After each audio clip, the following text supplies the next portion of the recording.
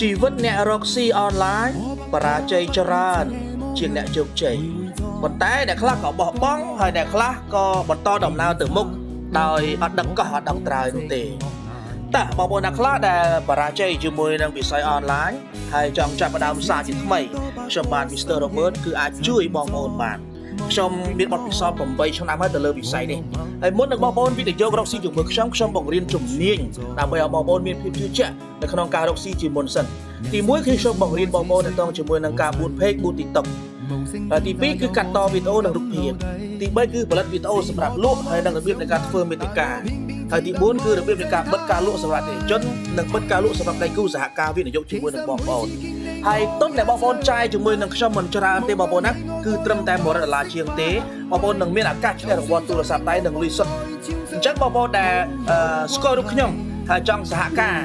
បងប្អូនអាច inbox ប្រសាយោបល់ជាមួយនឹងខ្ញុំបាន